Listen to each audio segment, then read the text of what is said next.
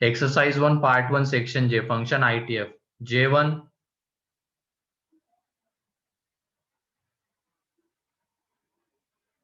J1 में total 9 questions है। कोई डाउट? J2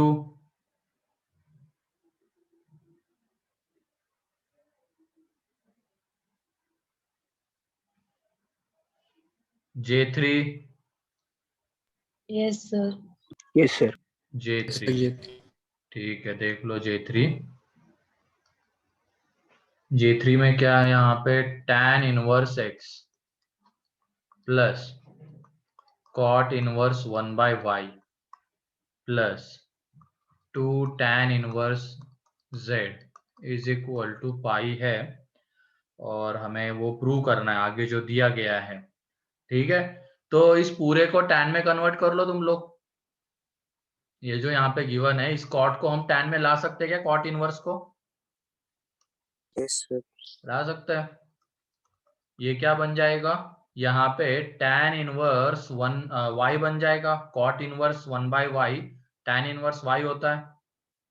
ठीक है, अब यहाँ पे वो x y z positive assume करके चलना, उसी के अकॉर्डिंगली इसको सॉल्व करना तुम लोग। ठीक है, और ये 2 tan inverse z is equal to pi. अब उसके बाद इसको इधर जब लेके आ जाएंगे हम लोग, तो इधर तो पहले ये tan inverse x plus tan inverse y में फॉर्मूला लगा दो, तो ये आ जाएगा tan inverse x plus y on 1 minus x y. ठीक है, और ये इसको जब उधर भेज दोगे तुम लोग, यहाँ पे कंडीशन वगैरह के बारे में कुछ मत सोचना, एक्स वाई पॉजिटिव 1 से बड़ा 1 से छोटा, ऐसे क्वेश्चन में खास करके इसमें डायरेक्टली रिजल्ट्स लगाते जाओ तुम, बेसिक रिजल्ट्स जो होते हैं। ठीक है, अगर उनको मान लो कंडीशन के ऊपर कुछ पूछना है तो कुछ ना कुछ वो क्वेश्चन में दिया रहेगा कि एक्स 1 से बड़ा वाई 1 से छोटा, इस तरीके से। लेकिन अभी कुछ नहीं है, तो हम सीधा बढ़ेंगे आगे, जो बेसिक रिजल्ट है वो लगाते हुए उसको उधर लेके आ गए, तो ये pi minus 2 into tan inverse z। तो ये देखो 2 को बाहर ले लो तुम लोग, ये tan inverse x plus y on 1 minus x y, 2 को बाहर ले लिया, तो ये आ जाएगा यहाँ पे π/2 minus tan inverse z, and π/2 minus tan inverse z को हम cot इनवर्स z लिख सकते हैं ना, आइडेंटिटी वाले से, प्रॉपर्टी नंबर 4 यस सर। 5। तो ये आ जाएगा यहाँ पे cot इनवर्स z, लेकिन 2 cot इनवर्स z आ जाएगा। तो इसको हमें पूरे को tan में कन्वर्ट करना है, ताकि दोनों तरफ से tan इनवर्स हटा सके हम लोग। तो इसको क्या कर लो, थोड़ी देर के लिए t ले लो या थीटा ले लो। ये 2 cot इनवर्स z की जगह पे हमने थीटा ले लिया, तो यहाँ से cot इनवर्स या cot z, यानी ये 2 इधर नीचे आ जाएगा, तो cot θ/2 ये हमारा z आ जाएगा, तो tan θ/2 आ जाएगा, tan θ/2 1/z आ जाएगा, रेसिप्रोकल ले लेंगे तो।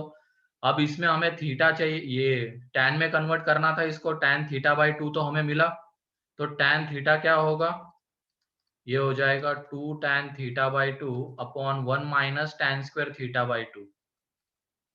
ठीक है, इसमें वैल्यू पुट कर देंगे वो tan θ/2 की, तो यहाँ से हमें थीटा मिलेगा tan इनवर्स के टर्म्स में, उसको यहाँ पे पुट कर देंगे, दोनों तरफ से tan इनवर्स हट जाएगा और हमें एक्स वाई जेड में रिलेशन मिलेगा। कर लोगे अब इसके बाद?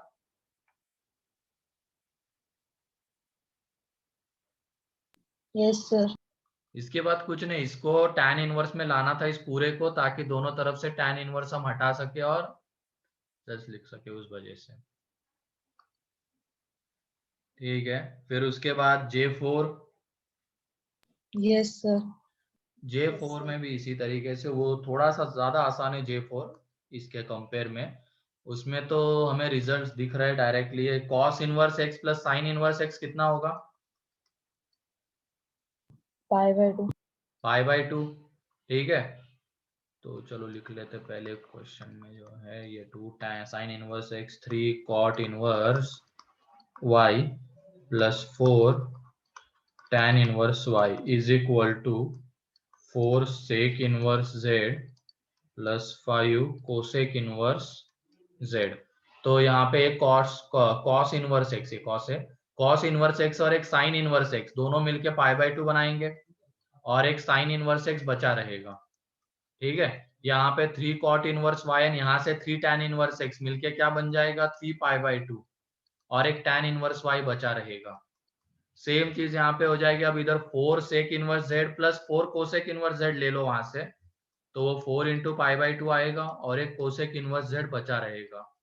ठीक है, तो ये देख लो 3 π/2 तो ये कैंसल आउट ही हो जाएगा पूरा।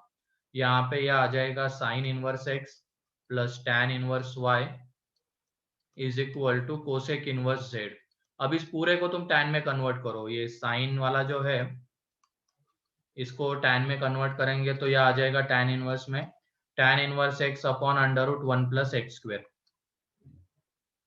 एक मिनट, √1 माइनस एक्स स्क्वायर, यह आ जाएगा।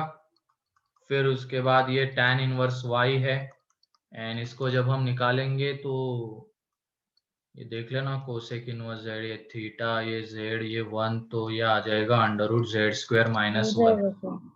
हाँ, तो टैन इनवर्स आ जाएगा 1 अपॉन √z² माइनस 1। अब उसके बाद इधर tan inverse x plus tan inverse y वाला रिजल्ट लगाओ, दोनों तरफ टैन इनवर्स आ जाएगा, उसको हटा दोगे तो रिलेशन मिलेगा तुम्हें। ठीक है, यस सर। फिर उसके बाद J5। अब ऐसे क्वेश्चन में वो कंडीशन कंसिडर करनी है, एक्स पॉजिटिव नेगेटिव 1 से बड़ा 1, क्योंकि क्वेश्चन में इस तरीके से डाटा गिवन है।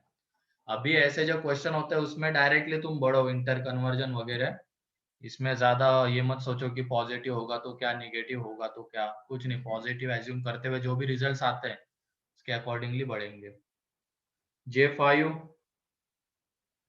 yes, J5 में पहले तो h of f of x हमें निकालना होगा। पहले h ऑफ x देख लो क्या है, f ऑफ x से पहले गिवन,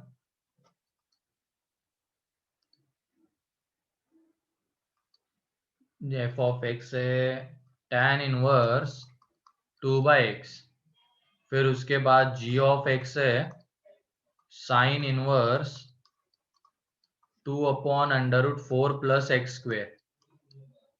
ठीक है, and h of x is equal to है tan of cos inverse sine x। ठीक है, ये h ऑफ x है। Then show that h of f of x plus h of g of x 0 है x less than 0 के लिए and x है x greater than 0 के लिए। तो if x is greater than 0 उसके लिए हम देखते हैं, ये बहुत इजीली मिल जाता है। पहले क्या निकालेंगे, h of f of x। तो h of f of x चाहिए तो क्या करना है, बस जहां पे h वाला फंक्शन है उसमें x की जगह पे f ऑफ x पुट कर देना है। तो यह आ जाएगा tan of cos inverse of sine of tan inverse 2/x आ जाएगा,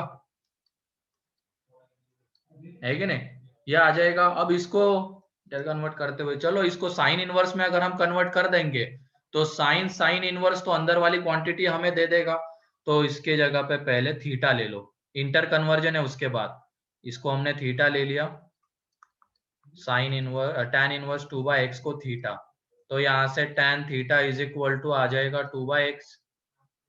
अब ये थीटा, ये 2, ये x, तो ये आ जाएगा √x² प्लस 4। हमें क्या चाहिए था, इसको थीटा ले लिया तो हमें साइन थीटा चाहिए, है कि नहीं, हमें साइन थीटा चाहिए था। तो इसको जब तुम देखोगे तो जो साइन थीटा आता है, साइन थीटा जो आ रहा है वो 2 अपॉन √x² प्लस 4 आ रहा है। तो इस पूरे की हमें वैल्यू मिल गई, जो अंदर वाला था ना उसकी वैल्यू। अब वो आएगा किसके अंदर, कॉस इनवर्स के अंदर। तो ये देख लो tan of cos inverse 2 upon √4 plus x square. अब अगेन इसकी जगह पे अब क्या ले लो, इस पूरे की जगह पे 5, क्योंकि थीटा हम ऑलरेडी ले चुके हैं, तो इस पूरे की जगह पे 5 ले लेंगे। तो ये देख लो cos 5 इज इक्वल टू आ रहा है 2 अपॉन √4 प्लस एक्स स्क्वायर। अब हमें tan 5 चाहिए था, है ना, इसको 5 ले लिया तो tan 5 आएगा ये पूरा। तो tan 5 कितना आएगा, ये 5 है, ये 2, ये √4 प्लस एक्स स्क्वायर। ठीक है, तो ये आ जाएगा यहाँ पे x ही आ जाएगा ना ये, एक मिनट, सेम चीज ना, ये कॉस इनवर्स के अंदर में आया। हाँ ठीक है, 2/this, तो ये 2, हाँ तो ये आ जाएगा। अब यहाँ से tan phi जो था, ये phi है, tan phi हमें मिलेगा x/2, तो वही तो चाहिए था। तो फाइनली ये कितना मिला हमें, h(f(x), ये मिल गया x/2। तो इसी तरीके से फिर x पॉजिटिव के लिए h(g(x) निकाल लो, वो निकाल पाओगे क्या? ऐसे ही पढ़ना है पूरा सेम, बस उसमें h(g(x) जाएगा फंक्शन अंदर, तो उसके अकॉर्डिंगली वो इंटर कन्वर्जन होगा। एंड फिर वो जब, ये तो x पॉजिटिव के लिए हो गया, एंड जब x निगेटिव रहेगा तो उसके लिए ध्यान रखना, x जब निगेटिव है, if x is less than 0, तो ऐसे केस में मैंने बताया हुआ क्या करना होता है, x की जगह पे तुम -t पुट कर देना। तो अगर x निगेटिव है तो t कैसा होगा बताओ? पॉजिटिव। पॉजिटिव। और x की जगह पे -t पुट कर देना, फिर पहले उस माइनस के साथ डील करना, प्रॉपर्टी नंबर 2 या 3 से, प्रॉपर्टी नंबर 2 यहाँ, उससे माइनस जो भी आता है tan इनवर्स के अंदर माइनस आएगा तो क्या होगा, इस तरीके से पहले उसके साथ डील कर लेना, माइनस के साथ, एंड देन फिर इंटर कन्वर्जन। तो इस तरीके से पढ़ो, ठीक है? कर लोगे अब ये? Yes, sir. फिर J6, J7, J8, Yes, sir. J8, ये तो क्लास में ही किया हुआ है ना इस तरीके का। अभी वो देख लो, x(y)<1, तो इसको सिंप्लीफाई करना है तो किस में कन्वर्ट करेंगे हम, tan इनवर्स में। tan इनवर्स में कन्वर्ट करेंगे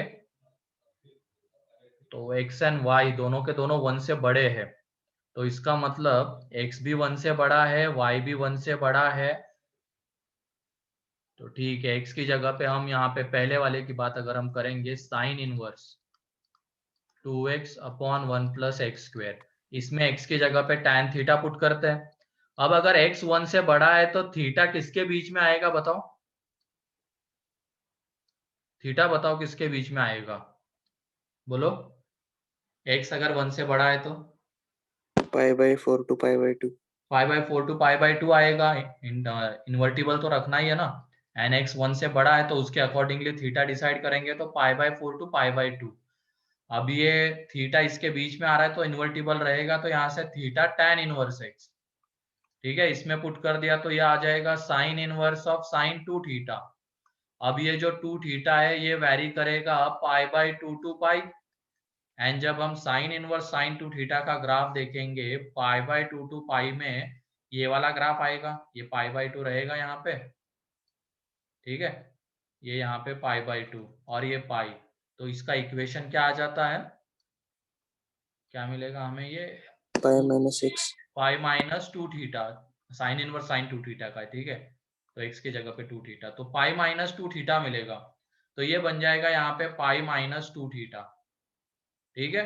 और ये थीटा कितना है, tan इनवर्स x, तो tan इनवर्स x, तो ये पहले वाले को हमने कन्वर्ट किया tan में, ऐसे ही फिर वो दूसरे वाले को कन्वर्ट करना है tan में, एंड फिर उसके बाद वो tan inverse x plus tan inverse y, या तो tan inverse x minus tan inverse y लग जाएगा। सर और हाँ, सर वो साइन इनवर्स साइन 2 थीटा कैसे आया? क्योंकि इसकी जगह, मतलब तुमने क्लास नोट से रिवाइज नहीं किए, ऐसे क्वेश्चन क्लास में किए ना हम लोगों ने, यस सर। ये यहाँ सर पे, हमने x को लिया ना थीटा, हाँ वो तो x को थीटा x/1 लोगे तो 2 tan थीटा/1 + tan² थीटा क्या होता है, क्या है 11th का रिवाइज किया है फिर तुमने, 2 tan थीटा/1 + tan² theta sin 2 theta होता है ना। हाँ हाँ हाँ ठीक है, ऐसे ही फिर वो cos इनवर्स को भी कन्वर्ट कर लेना tan में, एंड देन रिजल्ट आ रहे, ठीक है। ध्यान रखना इसके क्वेश्चन, एक एक क्वेश्चन तो मिलता ही है, मेंस में भी मिलेगा, एडवांस में भी मिलेगा।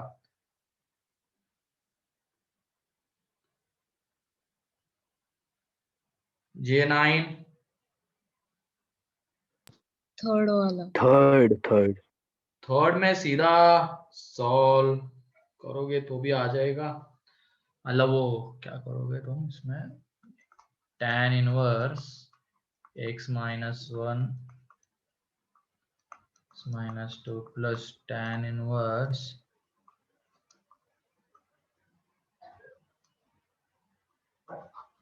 x plus 1 upon x plus 2 is equal to pi by 4।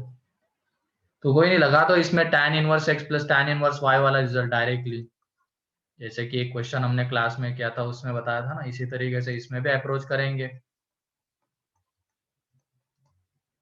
तो यही होता है ना tan inverse x plus tan inverse y, तो tan inverse x plus y upon 1 minus x y, तो x की जगह पे ये पूरा, y की जगह पे ये पूरा आएगा, तो ये 1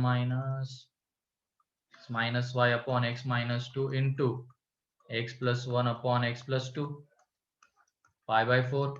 तो इसको सिंप्लीफाई करेंगे तो x की वैल्यू मिलेगी हमें, और जो भी वैल्यू मिलेगी उसको पुट करके फिर से देख लेना ओरिजिनल इक्वेशन में क्या वो सेटिस्फाई हो रहा है या नहीं। ठीक है, यस सर। ये चाहिए। फिर सेक्शन के, K1 K2 फर्स्ट और first. Third. First and third. अब फर्स्ट में हमने मेथड ऑफ डिफरेंस से टीएन निकालना सीखा है क्या, सीक्वेंस सीरीज याद करो, इसकी जनरल टर्म हमें लिखनी यस है। सर। ये जनरल टर्म लिखने तो पहले इसके डिनोमिनेटर को तुम ऑब्जर्व करो, एक्स स्क्वायर तो हर जगह आ रहा है, ठीक है। इसकी जनरल टर्म को लिखना है आर फ्रॉम 1 टू n तक पहले लेके जाएंगे, अच्छा n तक ही निकालना है, r from 1 to n tan inverse ऊपर में 1 है हर जगह पे, यहाँ पे ये एक्स स्क्वायर आएगा। अब एक्स का कोएफिशिएंट हम देखते हैं, तो 1 3 5 7 ये एक्स के कोएफिशिएंट्स है, तो इसकी पहले हम जनरल टर्म निकाल लेते हैं उस सीक्वेंस की 1 3 5 7 की, ठीक है। तो उसके लिए अब सीक्वेंस सीरीज है और कुछ भी नहीं था, 1 3 5 7 इसकी nth टर्म निकालनी है, तो ये तो एक एपी है, तो nth टर्म देख लेना इसकी कितनी आएगी, तो फर्स्ट टर्म 1 है, 2n प्लस 1। फिर उसके बाद ये कितना है 3, मतलब टोटल nth टर्म निकालनी ना, कॉमन डिफरेंस 2 है, तो ये 2n माइनस 1, तो यहाँ पे ये आ जाएगा आर के टर्म्स में लिखना है हमें, तो 2r माइनस 1 इंटू एक्स। फिर उसके बाद वो अगला जो है 1 3 7 13, अब वो ना तो एपी है ना जीपी है, कुछ भी नहीं है ये, ठीक है। तो ऐसे इसमें हमने क्या देखा हुआ है, इन दोनों के बीच का डिफरेंस 2, इन दोनों के बीच का डिफरेंस 4, इनके बीच का डिफरेंस 6, फिर डिफरेंस 2 2, तो सेकेंड नंबर का डिफरेंस कांस्टेंट आ रहा है, तो टीएन कितने डिग्री का रहेगा इनमें बताओ। 2 डिग्री का। 2 डिग्री का, याद आ रही है चीजें। हाँ सर। Yes sir. फिर वो 2 डिग्री का रहेगा तो ये आ जाएगा। अब उसके बाद हम क्या करेंगे, एबीसी की वैल्यू निकालेंगे, कैसे, T1 कितना है 1 है, तो इसका मतलब a प्लस बी प्लस सी 1 आएगा, T2 कितना है 3 है, तो इसका मतलब 4a प्लस 2b प्लस सी 3 आ जाएगा। ऐसे ही T3, 3 वेरिएबल 3 इक्वेशन, वहां से इसकी जनरल टर्म निकाल लेंगे, और ये आती है यहाँ पे, एक मिनट, ये इसको n के टर्म्स में ही रखो तुम, ये n फ्रॉम 1 टू n ये, और इसकी जब जनरल टर्म निकालोगे तो ये आ जाएगी n square minus n plus 1, हाँ ये आ जाएगी, निकाल लेना तुम लोग अब, ठीक है। ये इसकी जनरल टर्म आ जाएगी। अब हमें क्या करना, ये तो होगी कहानी जनरल टर्म लिखने वाली। अब उसके बाद क्या बताया हुआ है कि नीचे में एक 1 होना चाहिए, ऐसे ही तो होता है ना वो वाला form, tan inverse x minus y upon 1 plus x y, ये यहाँ पे एक 1 होना चाहिए, फिर प्लस में दो फैक्टर्स का प्रोडक्ट और उन्हीं दोनों का डिफरेंस ऊपर में, ऐसे होना चाहिए। तो इसको अब उस फॉर्म में हमें लाना है, तो नीचे में 1 देखो है, ये वाला 1 है, इसको सेपरेट करते यहाँ से, तो ये summation n from 1 to n tan inverse ये 1 है, फिर उसके बाद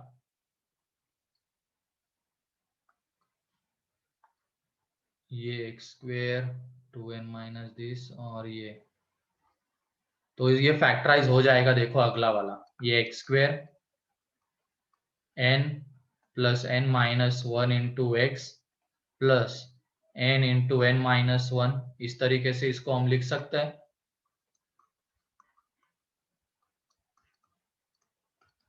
अब ये अगला वाला दो फैक्टर के प्रोडक्ट के फॉर्म में आ जाएगा।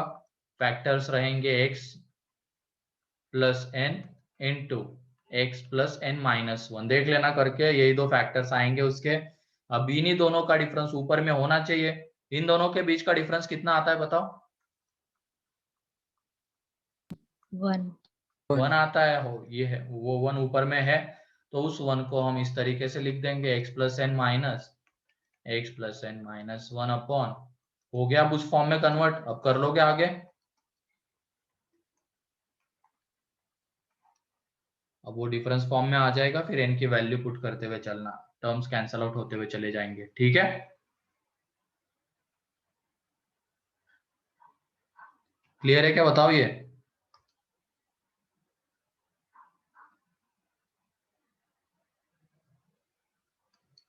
आवाज आ रही है ना मेरी? क्लियर। ठीक है, सॉल्व करना था। अब ये 1-2 वीक पहले दिया हुआ है होमवर्क, अच्छे क्वेश्चन है इसमें। फिर उसके बाद थर्ड वाला था, तो थर्ड में पहले हम किस में कन्वर्ट करेंगे? tan में। ठीक है, पहले तो ये साइन इनवर्स क्या है, under root n minus under root n minus 1। इसको साइन के डिफरेंस फॉर्म में भी ला सकते, लेकिन वो रिजल्ट्स इतने फ्रिक्वेंटली यूज नहीं होते जितने कि tan के होते हैं। तो एक रिजल्ट बस याद रखना है, tan वाला, उसी से हम सारे क्वेश्चंस इसके डील कर सकते हैं। तो यहाँ पे पहले इसको tan में कन्वर्ट करेंगे। तो थीटा, ये थीटा ले लिया इसको, तो sine theta is equal to ये अंडर रूट n। ठीक है, यहाँ पे ये under root n into n plus 1। अब इसको निकाल लेना तुम n के टर्म्स में, तो ये आ जाएगा दिस माइनस इसका स्क्वायर, तो ये n into n plus 1 minus n plus n minus 1 minus 2 into ये आ जाएगा, तो ये n square plus n minus 2n plus 1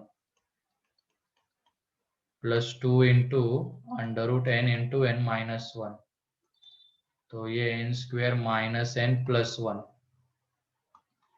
2 into root n into root n minus 1। ठीक है, अब ये देख लो यहाँ पे, ये इसको हम n इंटू n माइनस 1 ऐसे लिख सकते हैं, plus 1 plus 2 into root n into n minus 1। ये दिख रहा है क्या किसी का परफेक्ट स्क्वायर आता हुआ? बोलो,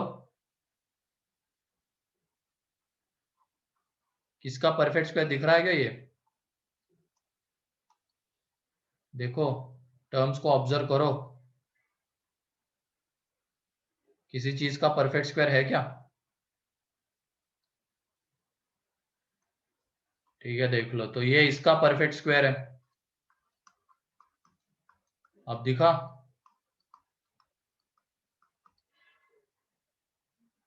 ए square plus B square plus 2ab form दिख रहा है ये, हाँ सर। है ना?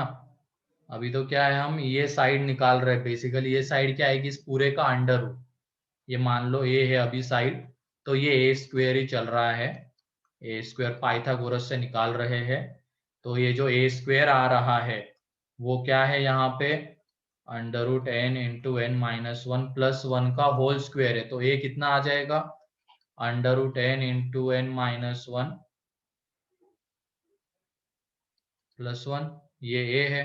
अब यहाँ से tan जब हम निकालेंगे, तो tan देख लो क्या आ जाएगा, under root n minus under root n minus 1 upon 1 plus under root n into under root n minus 1। ये तो सीधा डिफरेंस फॉर्म में ही कन्वर्ट हो गया।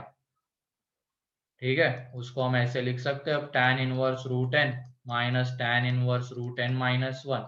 सॉल्व कर लेना आगे। ठीक है। यस। ठीक है, तो ये पार्ट 1 हो गया। पार्ट 2 भी कर लिया है क्या? हाँ सर। कितने हैं पार्ट 2 में?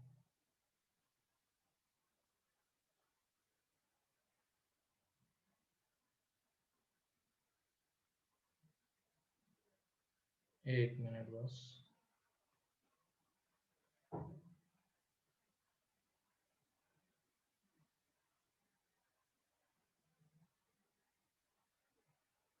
पार्ट 2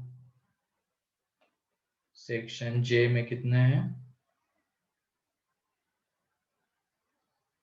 7 एंड के में 3। चलो उसको बाद में डिस्कस करते हैं, कुछ अच्छे क्वेश्चंस भी है इसमें, तो नेक्स्ट लेक्चर में इसको डिस्कस करते हैं। ठीक है, जिन्होंने नहीं किया है सॉल्व कर लेना, अच्छे क्वेश्चंस हैं पार्ट में। ठीक है, चलो फिर कुछ नाम नए दिख रहे हैं मुझे यहाँ पे, जैसे कि अच्छा अनिष्का, बता दिया था तुमने तो। फिर उसके बाद नया नाम है मयूर, और एक है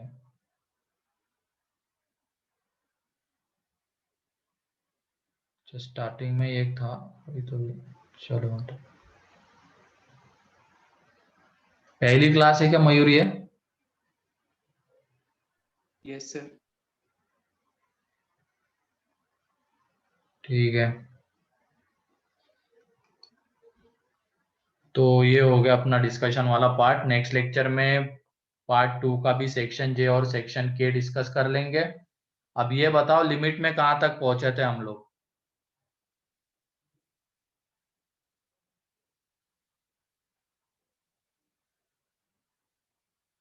बताओ लिमिट। तो बस बेसिक आइडिया डिस्कस किया था, कोई थ्योरम नहीं पढ़ा था। क्वेश्चन नहीं दिए थे क्या? हाँ सर, दिए थे। सर दिए। कौन से मतलब ग्राफ वाले हो गए थे क्या क्वेश्चंस? Yes sir.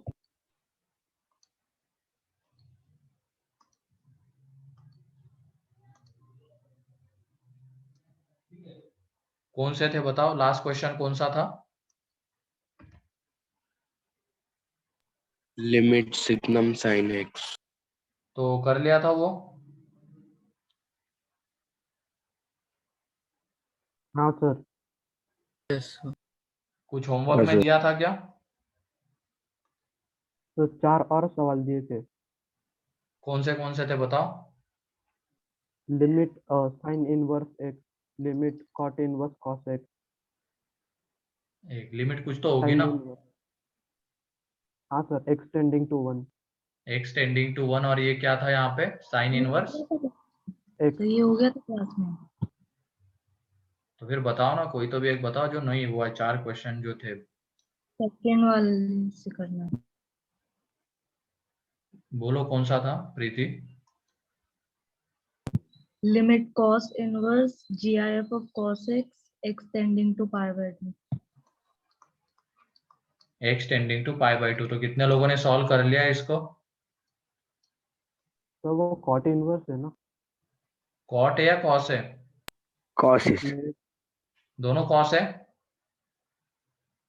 हाँ सर, दोनों कॉस। हाँ ठीक है, तो देख लो अब इसको, इसका ग्राफ बना सकते हो क्या? No sir. नहीं, तो इसको हम मेथड से अप्रोच करेंगे, मैथमेटिकल मेथड से। तो इसमें पहले एलएचएल निकालेंगे। तो एलएचएल के लिए क्या पुट करेंगे? Pi pi by by 2 2 minus minus h. H. ठीक है, तो ये देख लो ये क्या आ जाएगा, limit x tending to pi, h tending to आ जाएगा ना। अब लिमिट में हमने एलएचएल निकाल रहे तो एच टेंडिंग टू 0, और ये कॉस इनवर्स यहाँ पे आ जाएगा cos pi by 2 minus H कितना होता है? Sine h. साइन एच होता है। अब हम यहाँ पे पहले क्या करेंगे, जीआईएफ को डील कर लेंगे एंड देन लिमिट के ऊपर आ जाएंगे, यही तो किया था। तो ये बताओ, ये sine h very very small positive number होता है, तो साइन एच की वैल्यू किसके बीच में आएगी? 0 साइन से एच 1, की वैल्यू 0 से 1, 0 to 1, उसका GIF 0, 0, और कॉस इनवर्स 0 कितना होता है? Cos inverse 0 π/2, π/2। तो LHL की जो वैल्यू है वो है π/2। ठीक है, अब RHL की वैल्यू निकालते हैं, तो RHL के लिए पुट करेंगे हम x is equal to π/2 plus h, limit h tending to 0, cos inverse. अब तुम लोग बताओ, ये कॉस π/2 प्लस h कितना हो जाएगा? Minus sine h. Minus sine h. अब ये जो साइन एच था 0 to 1 के बीच में लाई करता है, तो माइनस साइन एच किसके बीच में आएगा? -1 to 0। -1 to 0। उसका GIF कितना हो जाएगा? -1। -1। तो यहां से हमें वैल्यू मिलेगी -1, एंड कॉस इनवर्स -1 होता है पाई। तो LHL और RHL अलग अलग आ रहे हैं, तो इसका मतलब इसकी लिमिट एग्जिस्ट नहीं करेगी। LHL not equal to RHL, therefore limit does not exist. ठीक है,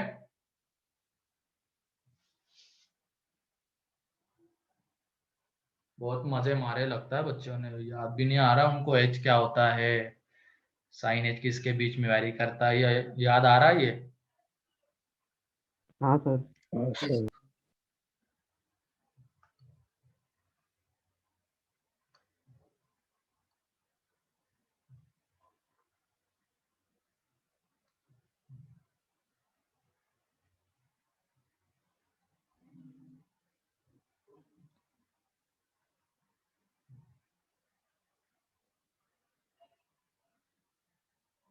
लिख लो जल्दी से इसको। हो गया। हो गया? बाकी लोग? हो गया सर। हो गया। चलो ठीक है, नेक्स्ट क्वेश्चन बताओ कौन सा है? Sine inverse Limit. Fractional part sine x. Sine inverse fractional part sine x. Sine x, और इसमें बताओ लिमिट क्या है? X tending to π/2। π/2। चलो देख लो, अब यहाँ पे LHL, इसमें भी उसी तरीके से जाएंगे, तो LHL के लिए एक्स की जगह पे क्या आ जाएगा? π/2 माइनस एच। ठीक है, अब ये लिमिट ध्यान से सुनना, ये सारी चीजें, अब लिमिट एच टेंडिंग टू 0, और ये साइन π/2 माइनस एच कितना होगा? Cos H. कॉस एच होगा, एंड ये कॉस एच किसके बीच में वैरी करता है? 0 to 1। 0 to 1 के बीच में। अब ये GIF नहीं है, ये फ्रैक्शनल पार्ट है, तो इस विदाउट फ्रैक्शनल हमें इसको लिखना है, तो ऐसे लिख सकते हैं डायरेक्टली कॉस एच ही। बताओ, यस सर। क्योंकि कॉस एच वैरी करता है 0 to 1 के बीच में। और ये देख लेना, फ्रैक्शनल पार्ट एक्स की अगर हम बात करते हैं, और उसके अंदर की क्वांटिटी, फ्रैक्शनल के अंदर की क्वांटिटी, जैसे कि यहाँ पे एक्स है, और उसका ग्राफ क्या आता है? ये वाला आ जाता है 0 to 1 के बीच में। तो इसका मतलब फ्रैक्शनल के अंदर की क्वांटिटी अगर 0 to 1 वैरी करती है, तो इसका इक्वेशन क्या है? y is equal to x. इसका मतलब हम उसको विदाउट फ्रैक्शन भी लिख सकते हैं डायरेक्टली। तो सेम चीज यहाँ पे, ये फ्रैक्शनल के अंदर की क्वांटिटी 0 to 1 है, तो उसको विदाउट फ्रैक्शनल भी हम लिख सकते हैं डायरेक्टली, कॉस एच आ जाएगा।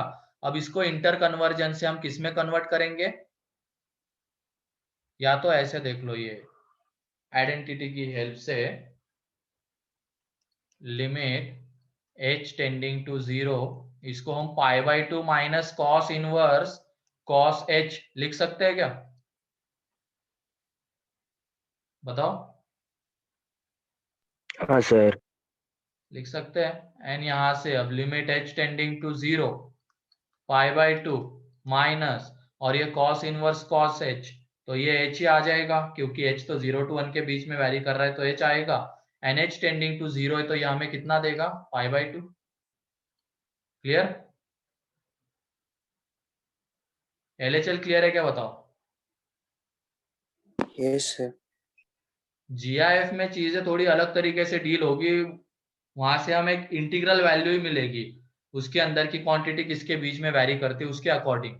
लेकिन यहाँ पे ऐसा नहीं होगा, यहाँ पे अंदर की क्वांटिटी किसके बीच में वैरी करते हैं उसके अकॉर्डिंगली हम एज इट इज उस क्वांटिटी को लिख सकते हैं विदाउट फ्रैक्शन या नहीं, ये सोचना है। एंड उसके बाद जो भी वहां पे आ रहा होगा, जैसे यहाँ पे साइन इनवर्स कॉस ये वगैरह आ रहा था तो उसको हटा दिया और h आ गया सिंपली बाद में, NH टेंडिंग टू 0 था तो π/2। एंड देन अब RHL के लिए x is equal to π/2 plus h, limit h tending to 0 and sine π/2 plus h कितना रहता है, cos h ही रहता है।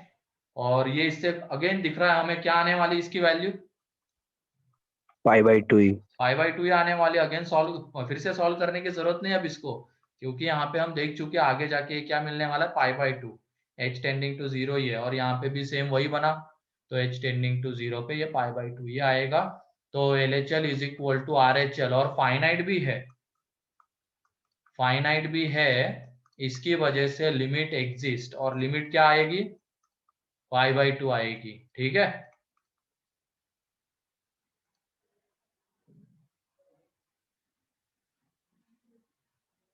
कोई डाउट किसी को इसमें?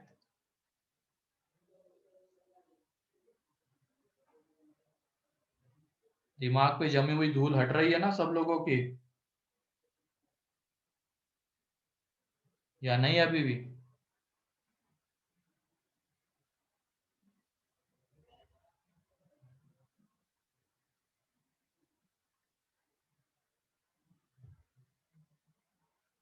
लिख लो इसको जल्दी से।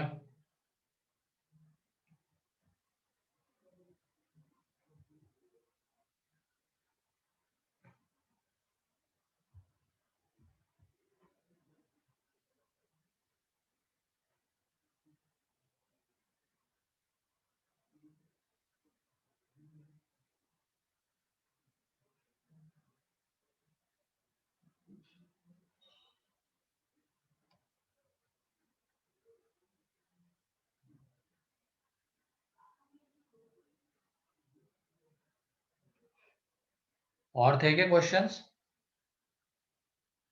No sir. ठीक है, तो लिख लो इसको जल्दी से, अब आ जाते आगे बढ़ते इंडिटरमिनेट फॉर्म। क्या एक और क्वेश्चन था? एक और था सर, एक और था क्या, कौन सा था? Limit x tending to 0 signum JF of cos x। Limit x tending to 0 signum JF of cos। अच्छा, GIF ऑफ cos x। ठीक है, ये था। चलो, ये हो गया पिछला सभी लोगों का, किसी का बाकी क्या ये?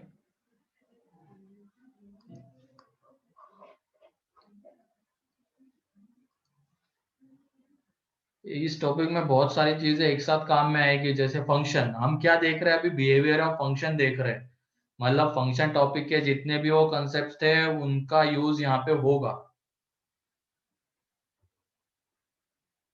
ITF की प्रॉपर्टीज फंक्शन में, GIF, फ्रैक्शनल पार्ट, ये सारी प्रॉपर्टीज यहाँ पे आएगी, आगे भी आएगी। AOD टॉपिक पढ़ेंगे तो उसमें भी, क्योंकि उसमें भी हम बिहेवियर देखने वाले। फिर उसके बाद जो इंटीग्रेशन है उसमें भी ये सारी चीजें आएगी, उसमें हम एरिया अंडर द कर्व निकालने वाले हैं। तो कर्व के इक्वेशन, हमें कर्व गिवन रहेगा, एक इक्वेशन रहेगा, एक फंक्शन ही रहेगा वो।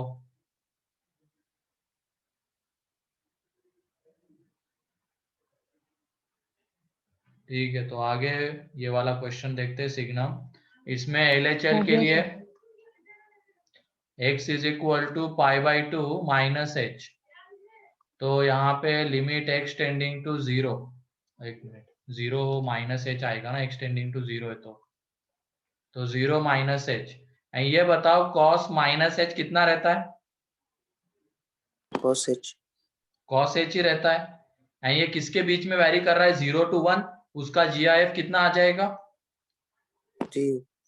0 एंड सिग्नम 0 कितना होता है 0। ठीक है, LHL हमें 0 मिली। फिर उसके बाद RHL के लिए पुट करेंगे x is equal to 0 plus h, तो limit h tending to 0 signum cos h ही बनेगा ये। ठीक है, और ये cos h अगेन किसके बीच में वैरी करेगा 0 to 1, उसका GIF 0 एंड सिग्नम 0 हो जाता है 0, तो LHL is equal to RHL आ गया, फाइनाइट भी आ गया। Therefore limit x tending to 0, ये कितना था signum of GIF cos x, ये जो है हमें मिलेगा 0। ठीक है,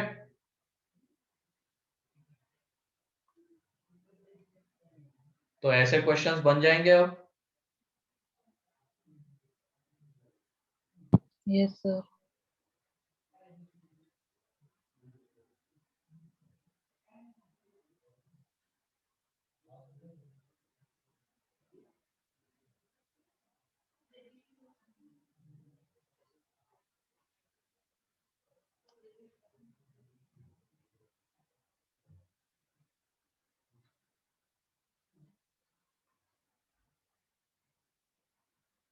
लिखो इसको जल्दी से।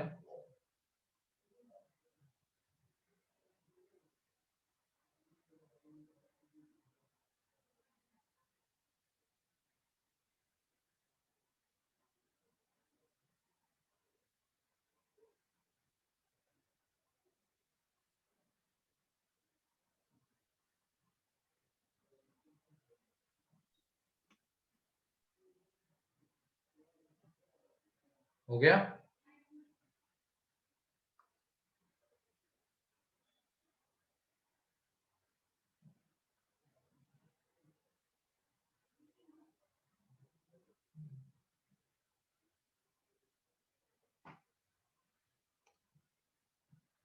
ठीक है, अभी लास्ट क्वेश्चन, उसके बाद आगे देखते हैं।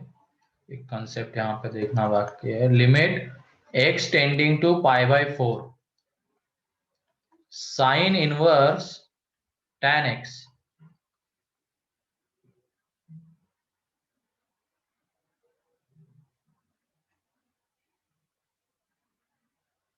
कितना आएगा बताओ।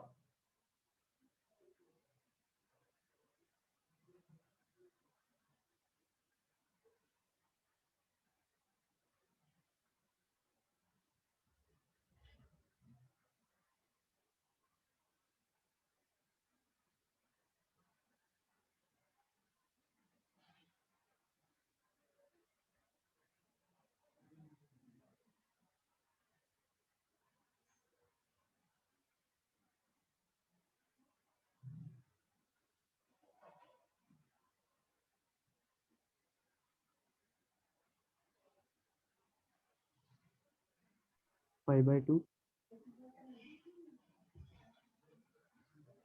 नहीं, गलत है।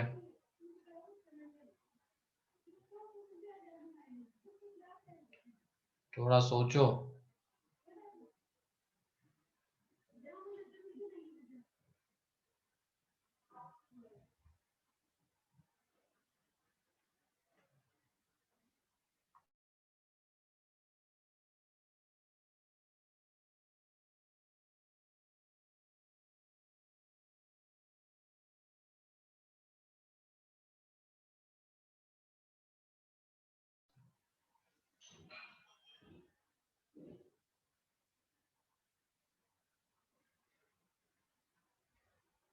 किसी का आ रहा है, किसी को समझ में आएगा क्या है एग्जैक्टली इसमें क्या होगा?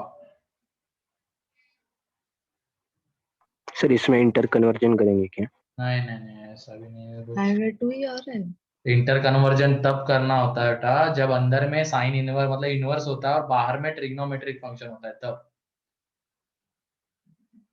नहीं सर, वो बाहर वाले कोई tan इनवर्स में कन्वर्ट किया था। नहीं, वो भी नहीं है। किसी और रीजन के लिए दिया है ये क्वेश्चन। साइन इनवर्स का डोमेन क्या है? Minus pi by 2 to pi by. अबे साइन इनवर्स का डोमेन होए -1 -1 to 1. -1 to हाँ 1, माइनस। ठीक है। और अगर हम यहाँ पे RHL निकालने चाहते हैं, RHL मीन्स π/4 से थोड़े से बड़े क्वांटिटी पे वैल्यू निकालने चाहते हैं, तो tan x बता 1 से बड़ा आएगा या छोटा आएगा? बड़ा आएगा। 1 से थोड़ा सा बड़ा आएगा। जब हम RHL की बात कर रहे हैं यहाँ पे, तो उस RHL पे जो tan की वैल्यू है 1 से थोड़ी सी बड़ी आएगी, लेकिन ये साइन इनवर्स के अंदर में 1 से बड़ी क्वांटिटी चलेगी क्या? नो, नहीं चल पाएगी। तो इसका मतलब यहाँ पे RHL एग्जिस्ट करेगा क्या? नो, नहीं. नहीं करेगा। No sir. तो रीजन लिख लेना यहाँ पे RHL के लिए, जब x टेंडिंग टू क्या है π/4 प्लस, मतलब RHL देख रहे हैं हम एक तरीके से, तो tan x 1 से थोड़ा सा बड़ा आएगा, tan x is greater than 1, यह आ जाएगा। And it does not lies in domain of sine inverse, and it does not lies in, हमने ग्राफ नहीं देखे थे क्या? सबसे स्टार्टिंग वाला ग्राफ देखो, 3 पे लिमिट एग्जिस्ट नहीं कर रही थी, -1 पे नहीं कर रही थी, देखा है ना उसको? हाँ सर। -1 में LHL नहीं एग्जिस्ट कर रहा था, तो ये लिमिट एग्जिस्ट नहीं कर रही है। 3 पे RHL नहीं, तो लिमिट नहीं। सेम ये उसी कंसेप्ट का है, लेकिन इसमें इसका ग्राफ नहीं बना सकते हम लोग, तो इसको मैथमेटिकली देखेंगे। तो मैथमेटिकली जब देखने गए तो RHL में क्या हो गया कि tan x की जो वैल्यू 1 से थोड़ी सी बड़ी आई, आती उतनी है ना, क्योंकि π/4 प्लस में हम देखते हैं तो 1 से थोड़ी सी बड़ी आएगी, एंड ये साइन इनवर्स के डोमेन में नहीं आता, and it does not lies in domain of sine inverse. तो इसका मतलब यहाँ पे RHL एग्जिस्ट ही नहीं कर पाएगा, domain of sine inverse, therefore RHL does not exist, and RHL does not exist, तो पूरी लिमिट एग्जिस्ट नहीं करेगी, ठीक है। तो क्लियर है ये वाला concept? Yes sir. Limit does not exist, तो लिख लो इसको जल्दी से। तो ये सारी चीजें भी दिमाग में रखनी होती है। अब यहाँ पे अगर ऐसा दिया रहेगा limit x tending to 0 √x, क्या लिमिट एग्जिस्ट करेगी क्या? No sir. यहाँ पे क्या एग्जिस्ट नहीं हो पाएगा? LHL। LHL, क्योंकि जब LHL निकालने जाएंगे √ के अंदर की क्वांटिटी निगेटिव आएगी, तो LHL ही एग्जिस्ट नहीं हो कर पाएगा, इसकी वजह से लिमिट एग्जिस्ट नहीं होगी, ठीक है। तो ध्यान रखना इन सारी चीजों का।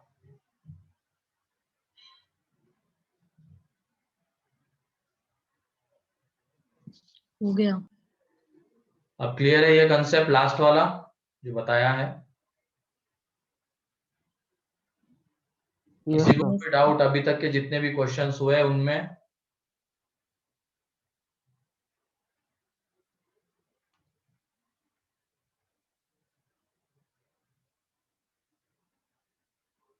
चलो ठीक है, फिर अगला लिखो अब तुम इनडिटरमिनेंट फॉर्म्स।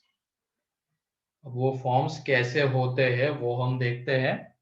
इनडिटरमिनेंट फॉर्म्स, अब उसके नाम में ही है कि उसकी वैल्यू हम डिटरमाइन नहीं कर सकते हैं, तो इसकी वजह से उनको इनडिटरमिनेंट फॉर्म्स कहते हैं।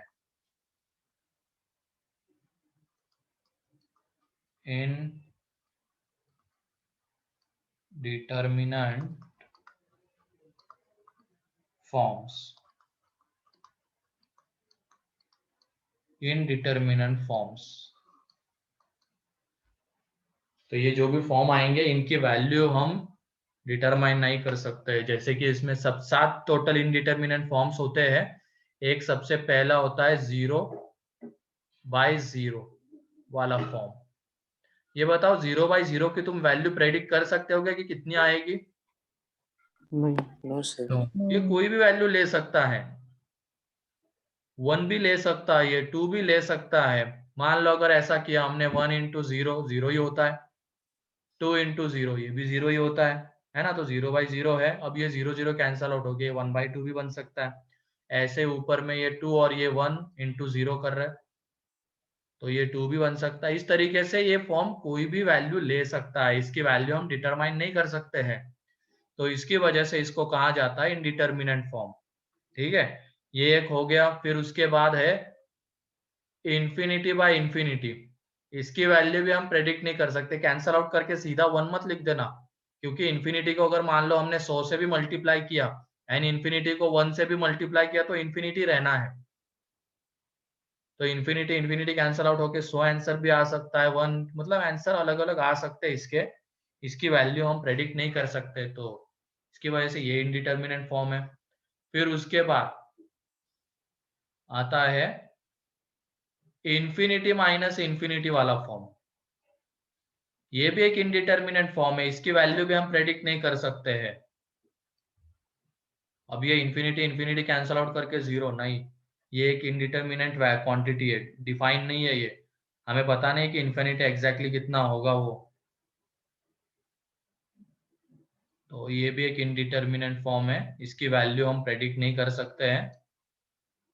फिर उसके बाद एक आता है, अब ये तो हो गए 3, उसके बाद पावर वाले हैं 1 की पावर इन्फिनिटी,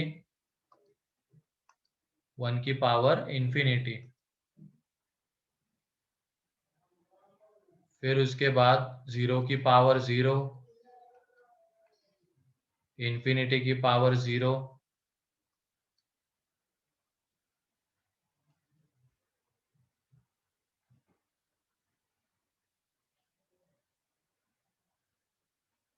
ठीक है, 0/0, इन्फिनिटी बाय इन्फिनिटी, 1 की पावर इन्फिनिटी। फिर उसके बाद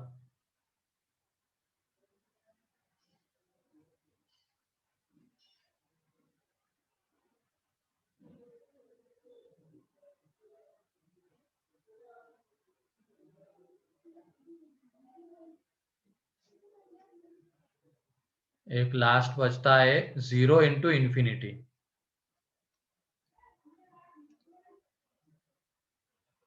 अभी ये थोड़ा अजीब है, इनडिटर्मिनेंट फॉर्म है। अब जनरली हम जब वो 0 इंटू कोई क्वांटिटी करते हैं ना, तो वहां पे 0 आंसर लिखते थे, क्योंकि वो एग्जैक्ट 0 आ रहा होता है।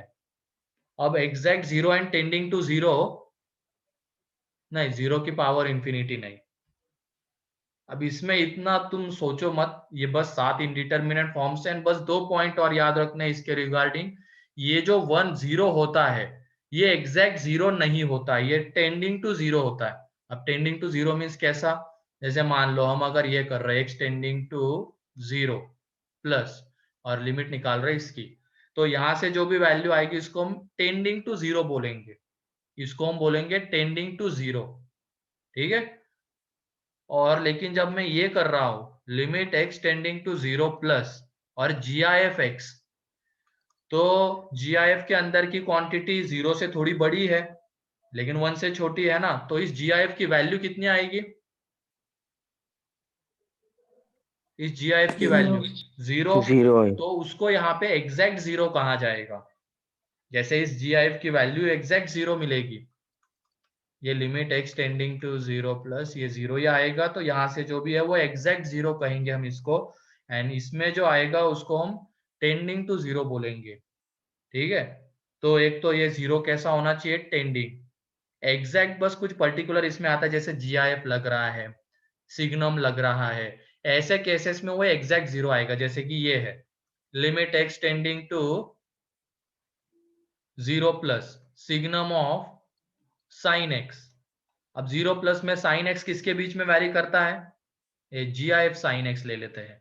अभी जो एक जैसे रिसेंटली क्वेश्चन किया ना क्या सिग्नम वाला, उसको ही देख लो, तो यहां से जो भी वैल्यू आएगी वो एग्जैक्ट 0 आएगी, वो टेंडिंग टू 0 नहीं बोल सकते हम। तो दोनों में डिफरेंस क्लियर हो गया, exact 0 and tending to 0। Yes sir, yes. ठीक है, तो ये एग्जैक्ट 0 नहीं होना चाहिए, टेंडिंग टू 0 होना चाहिए। और ऐसे ही ये जो 1 है, ये जो 1 है ये भी टेंडिंग टू 1 होना चाहिए, एग्जैक्ट 1 नहीं चलेगा, क्योंकि एग्जैक्ट 1 अगर आएगा तो 1 की पावर इन्फिनिटी कितना हो जाएगा, एग्जैक्ट 1 1 अगर है एग्जैक्ट 1 अगर है तो उसकी पावर तुम कुछ भी ले लो वो 1 ही आती है, लेकिन यहाँ पे ये जो 1 है ये टेंडिंग टू 1 होना चाहिए। अब टेंडिंग टू 1 मीन्स कैसा, तो वो देख लो, जैसे ये limit x tending to 0 1 plus x, तो यहां से जो भी वैल्यू आएगी उसको हम टेंडिंग टू 1 कहेंगे। लेकिन सेम यही चीज अब x के ऊपर ये लगा देंगे, GIF लगा देंगे x के ऊपर, ये 0 प्लस, अब इसकी वैल्यू तो हमें 0 ही मिलने वाली है हमेशा GIF की, तो यहां से जो भी आएगा उसको हम कहेंगे एग्जैक्ट 1। तो इसकी पावर तुम कुछ भी लोगे इस सेकंड वाले की वो 1 ही आएगी, लेकिन ये इसकी पावर अगर इंफिनिटी जाएगी तो उसकी वैल्यू हम प्रेडिक्ट नहीं कर सकते हैं, वो एक इनडिटर्मिनेंट क्वांटिटी है। ठीक है, तो exact 1 and tending to 1 clear?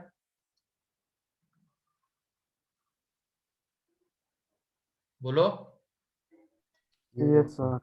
तो यहाँ पे याद रखना ये जो 0 है ये टेंडिंग टू 0 होना चाहिए, एंड ये जो 1 है ये टेंडिंग टू 1 होना चाहिए, और ये 7 इनडिटर्मिनेंट फॉर्म्स होते हैं क्योंकि इनकी वैल्यू हम प्रेडिक्ट नहीं कर सकते। सिंपल अलजेब्रा की तरह मत देखना इसको कि infinity minus infinity cancel out करके 0, नहीं, थोड़ी अलग चीज है, ये टेंडिंग क्वांटिटीज है।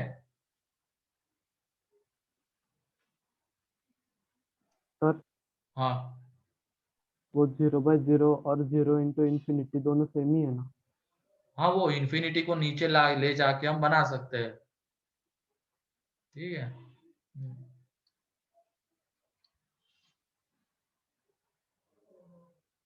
तो ये 7 इनडिटर्मिनेंट फॉर्म्स हैं।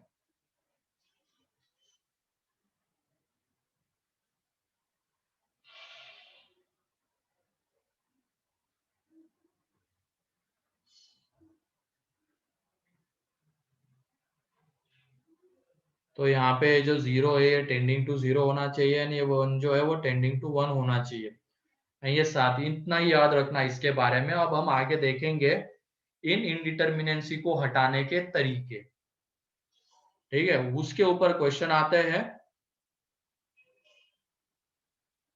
इसमें बस सिंपली ये 7 इनडिटर्मिनेंट फॉर्म्स, ये 0 टेंडिंग टू 0 होना चाहिए एंड 1 टेंडिंग टू 1 होना चाहिए।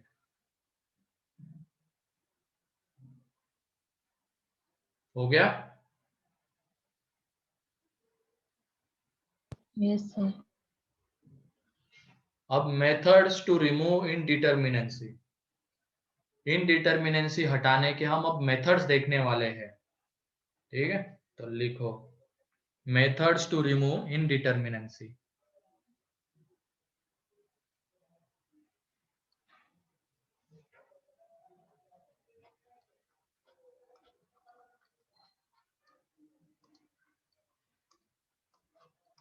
methods to remove indeterminacy।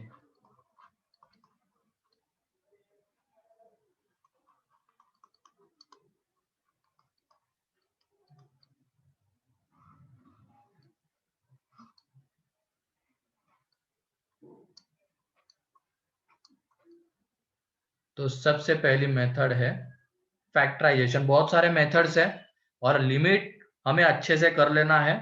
ठीक है, अच्छे से सीख ले, उसी में ज्यादा टाइम लगता है लिमिट में। फिर उसके बाद जो कंटिन्यूटी एंड डिफरेंशिएबिलिटी दो और सब टॉपिक्स है, इसके लिमिट अगर आती है तो वो बहुत आसानी से बन जाएंगे। उसमें भी एक तरीके से लिमिट ही है। लिमिट स्टार्टिंग में बताया था ना कि कंटिन्यूटी को ये मैथमेटिकली सॉल्व करने के लिए ही लिमिट इंट्रोड्यूस हुई है, तो इसको अच्छे से करना है हमें। ठीक है, तो जो भी चीजें बताई जा रही ध्यान से सुनना, कौन से क्वेश्चन में कैसे अप्रोच करेंगे वो भी सुन लेना। ठीक है, मेथड्स टू रिमूव इनडिटर्मिनेंसी। तो सबसे पहली है फैक्टराइजेशन। Factorisation factorisation method. तो जिनको हम फैक्टराइज कर सकते हैं उसको फैक्टराइजेशन मेथड से अप्रोच करेंगे। एग्जाम्पल से देख लेते हैं।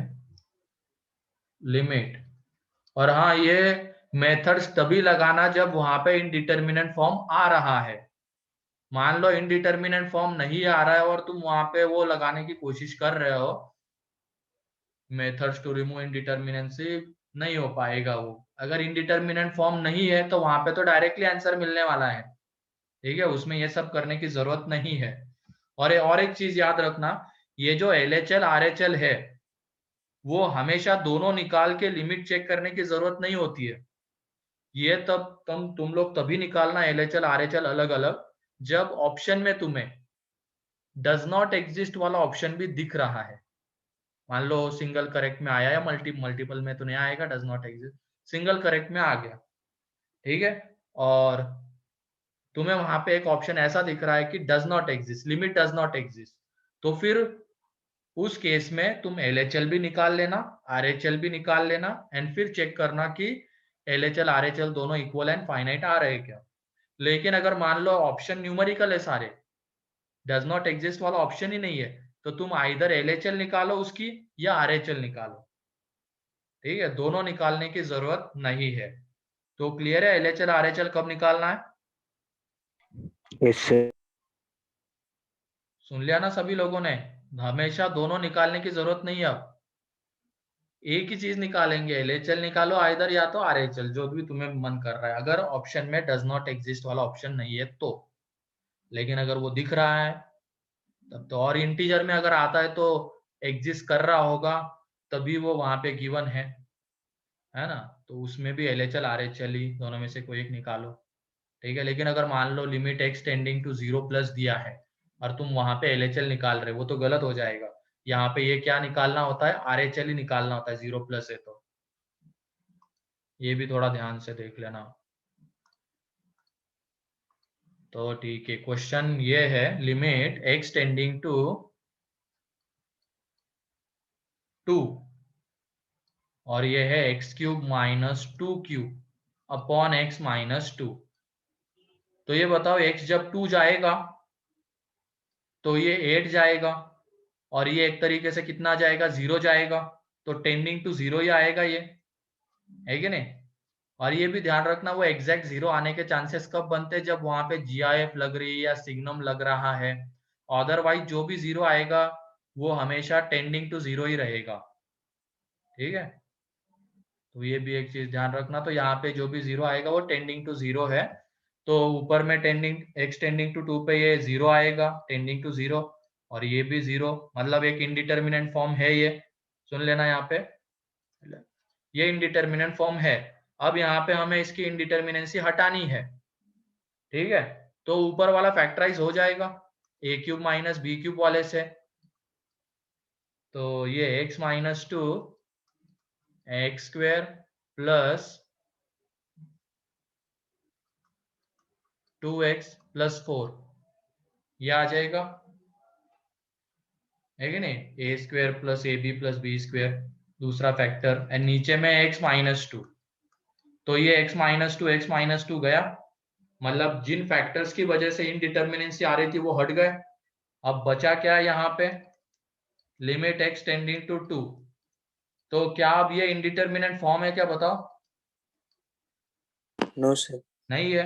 अब ऐसे क्वेश्चन में सीधा क्या करेंगे, x की वैल्यू पुट कर देना, इनडिटर्मिनेंट फॉर्म नहीं बच रहा है तो वैल्यू पुट कर दो। तो क्या आ जाएगा, ये 4 प्लस 4 प्लस 4, तो इसका आंसर है यहाँ पे 12, ठीक है।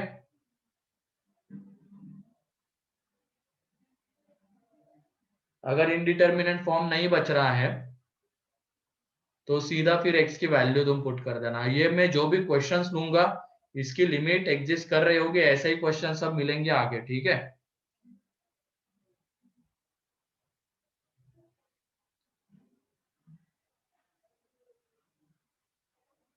एक आध दो बीच में ऐसे भी मिलेंगे जिसमें हमें देखना होगा, जैसे वो अभी हमने दिया था साइन इनवर्स tan x वाला, लेकिन वो तो चलो अभी पता नहीं, ऑप्शन नहीं दे पा रहा हूं मैं, इसकी वजह से पता नहीं चल पाएगा, लेकिन एग्जाम में तो ऑप्शन रहेंगे सामने, तो वहां पे दोनों में से कोई एक चीज ही निकालना।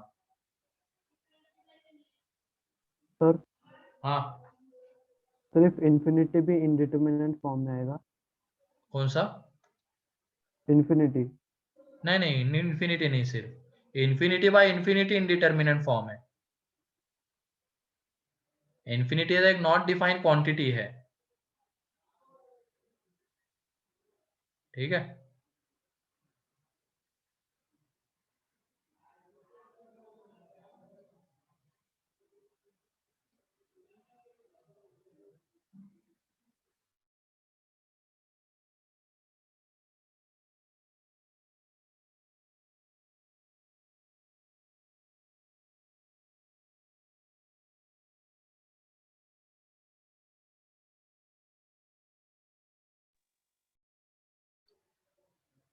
अब नॉट डिफाइन मतलब जो एग्जिस्ट ही नहीं करता है। इंडिटरमिनेट फॉर्म में वैल्यू तो आती है लेकिन उसको हम डिटरमाइन नहीं कर सकते हैं, ये है, ठीक है।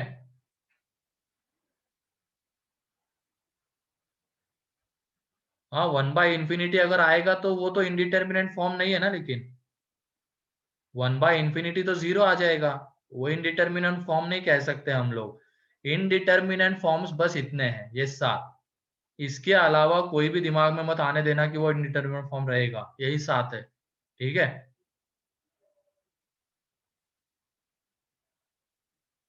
हाँ, वो टेंडिंग टू 0 होता है इसलिए 0/0 में भी, ठीक है। सर हाँ, तो इस फर्स्ट क्वेश्चन में x की वैल्यू 2 नहीं हो सकती और y की वैल्यू 12 नहीं हो सकती।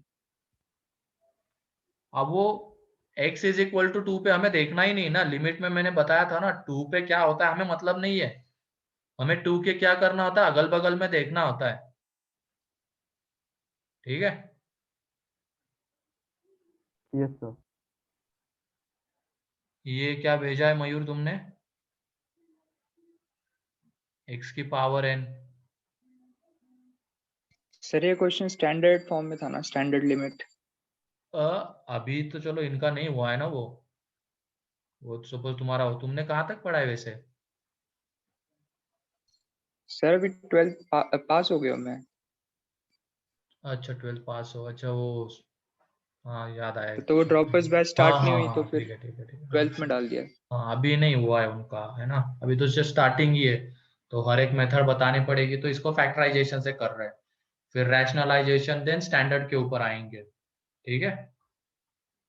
सबसे लास्ट में एक तरीका आएगा जिससे तुम हर एक ऐसे क्वेश्चन को तो बहुत इजीली डील कर सकते हो, वो सबसे लास्ट में बताऊंगा लेकिन मैं, वरना अभी बता दिया तो सारे क्वेश्चन तुम उसी तरीके से सॉल्व करोगे। तो इसकी वजह से वो लास्ट में, क्योंकि उसमें भी कुछ लिमिटेशंस होते हैं उस फॉर इसमें मेथड में, जो सबसे लास्ट में मैं बताने वाला हूँ। तो इसकी वजह से ये भी सीखना हमें जरूरी है। लेकिन ज्यादातर क्वेश्चन उस मेथड से बहुत इजीली बन जाते हैं, एक या दो स्टेप में, बस उसके लिए डिफरेंशिएशन आना जरूरी है।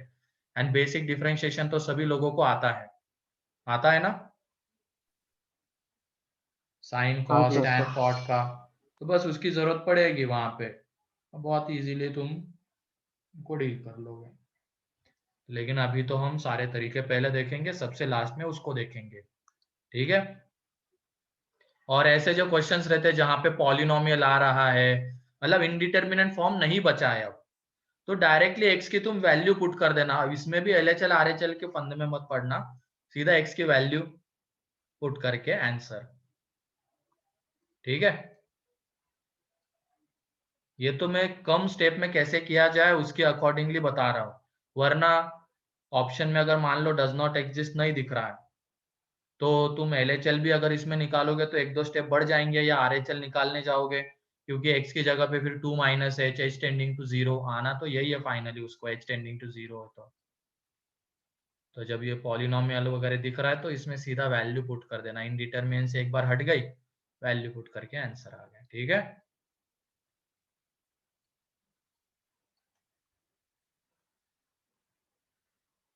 पूछ लो, सारे डाउट्स क्लियर कर लो यहाँ पे तुम लोगों के, जो भी तुम्हारे दिमाग में आ रहे हैं, ठीक है।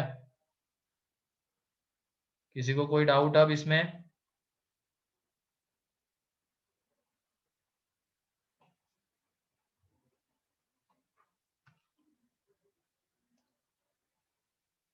ठीक है, नेक्स्ट क्वेश्चन अब। इसमें है limit x tending to 1,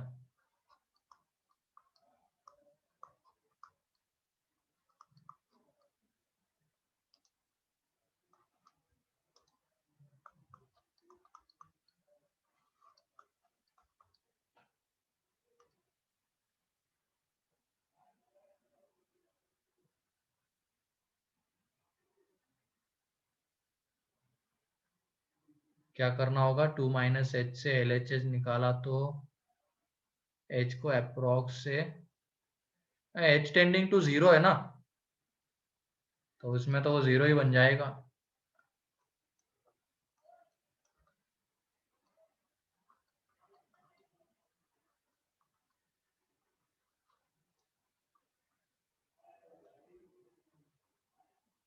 sir इसका आंसर 0।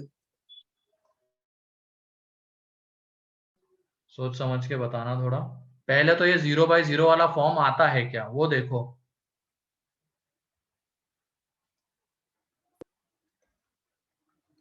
आता है क्या ये 0/0 वाला फॉर्म? हाँ सर। बस आगे करो।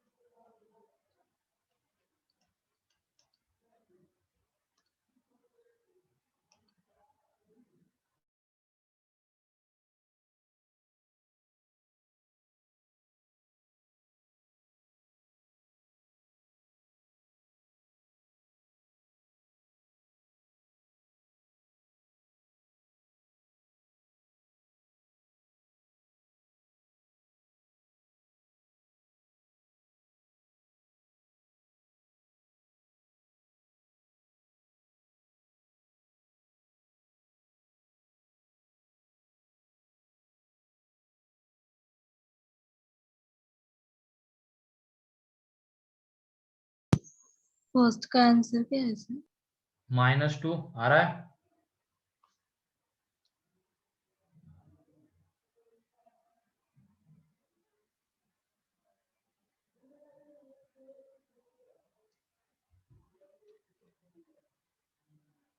चलो जल्दी करो ये।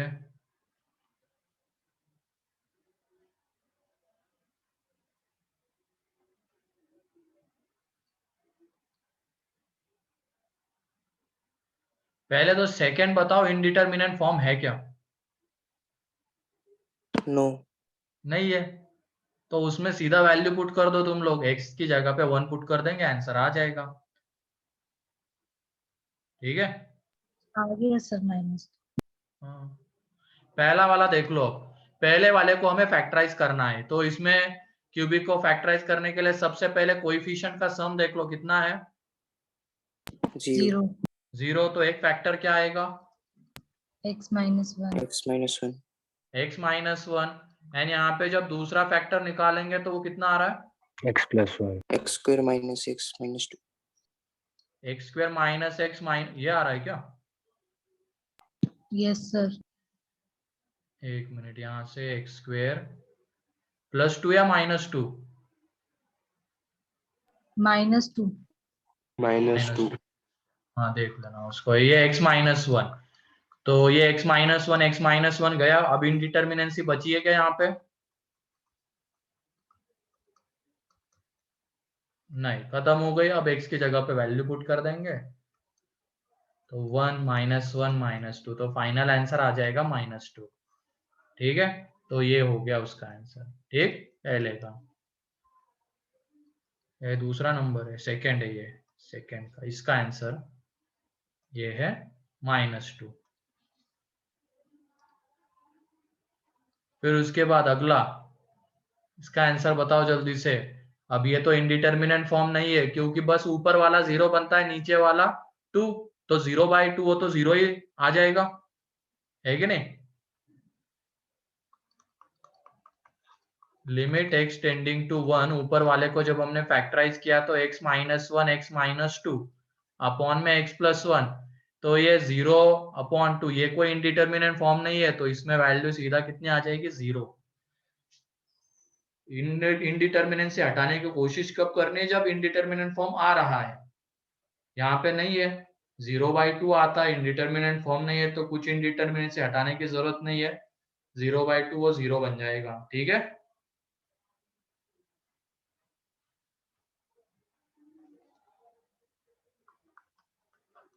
फिर उसके बाद ये 4th एंड 5th तुम्हारे लिए होमवर्क है, ये दोनों सॉल्व करके आना। कल के लेक्चर में फिर हम एक अगली मेथड देखेंगे नेक्स्ट लेक्चर में, ठीक है। अब इस वीक में तुम्हारा प्रोबेबिलिटी खत्म होके उसका डिस्कशन हो जाएगा, तो सभी लोग उसकी मॉड्यूल भी सॉल्व कर लेना। मेरे ख्याल से अब मैं सिर्फ प्रोबेबिलिटी डिस्ट्रीब्यूशन बाकी है। बेस थ्योरम वगैरह हो गया ना? Yes sir. टोटल प्रोबेबिलिटी हो गया, तो एक लेक्चर अभी और लगेगा। तो तुम लोगों ने पहले ये बताओ, स्टैट्स पढ़ा है ना, स्टैटिस्टिक्स? Yes sir. हाँ, बोला था मैंने करने के लिए, अभी भी बोला था रिसेंटली, और 11th में भी रेजो सर से करने के लिए। तो बाइनोमियल डिस्ट्रीब्यूशन वगैरह, वो जो अगला जो टॉपिक है उसमें स्टैट्स की जरूरत पड़ेगी, बस इतना है। जो मीन वेरिएंस वगैरह है वो आएगा फिर से, तो एक बार उसको देख लेना नेक्स्ट लेक्चर में, कल का ही लेक्चर शायद है उसमें वो होगा, ठीक है। तो ये सॉल्व कर लेना, बाकी नेक्स्ट लेक्चर में हम देखते हैं, ठीक है। सर हाँ सर लास्ट का आंसर 1/2 है। लास्ट का आंसर नहीं, 3/2 है। सॉल्व तो कर लो, नेक्स्ट लेक्चर में डिस्कस कर लेते हैं इसको, ठीक है। चलो फिर ठीक है, आज के लिए इतना ही है। आज के इसमें किसी को कोई डाउट? और सर जो एक बार वो फर्स्ट वाला क्यूबिक पॉलिनोमियल ये करो ना सर, फैक्टराइज। नहीं आता है क्या तुम्हें? इसमें जैसे कोएफिशिएंट का सम देख लो, वैसे ये तो डायरेक्टली भी हो आता है। जाएगा, ठीक है। ये डायरेक्टली भी हो जाएगा, यहाँ से तुम x² को बाहर ले लो, लेकिन कभी कभी वो इतना इजीली फैक्टराइज होता हुआ नहीं दिखता है। तो कोएफिशिएंट का सम यहाँ पे 0, बेसिक से जाएंगे, कोएफिशिएंट का सम 0 है, तो एक फैक्टर होता है x-1 फैक्टर थ्योरम की हेल्प से। अब दूसरा फैक्टर, ये वाला 1 पे 0 होगा, ठीक है, ये वाला फैक्टर x = 1 पे, तो वो 1 यहाँ पे। बाकी जो कोएफिशिएंट्स है उनको हम सीक्वेंस वाइज लिखेंगे, सबसे पहले x³ का, देन x² का, देन x का, देन कांस्टेंट टर्म। अब ये 1 एज इट इज नीचे, 1 × 1, ये सिंथेटिक डिवीजन से कर रहे हैं हम, ठीक है। या तो तुम ये भी कर सकते हो x-1 से इसको डिवाइड करके, पॉलिनोमियल को पॉलिनोमियल से डिवाइड करके भी निकाल सकते हो। 1 एज इट इज नीचे, 1 × 1, ये 1 × 1 इसके नीचे, अब -2 + 1, तो ये -1 आएगा। अब ये -1 × 1, तो ये -1, इन दोनों का सम -2, -2 × 1 -2, फाइनली 0। तो अगला जो फैक्टर है ये अब 1 डिग्री का है, ये दोनों फैक्टर्स का प्रोडक्ट 3 डिग्री का आना चाहिए, तो अगला फैक्टर 2 डिग्री का, जिसमें ये 1 कोएफिशिएंट रहेगा x² का, ये x का, एंड ये कांस्टेंट टर्म, ठीक है। Yes sir. चलो फिर आज के लिए इतना ही है। मॉड्यूल में वो जो पार्ट 2 का सेक्शन जेके है, जिन्होंने नहीं लगाया वो लगा लो, नेक्स्ट लेक्चर में उसको डिस्कस करेंगे। एंड वेडनेसडे के बाद थर्सडे फ्राइडे या थर्सडे सैटरडे, ऐसे 2 दिन तुम्हारी डीसी लग जाएगी, तो तैयार रहना उसके लिए। चलो फिर आज के लिए इतना ही है।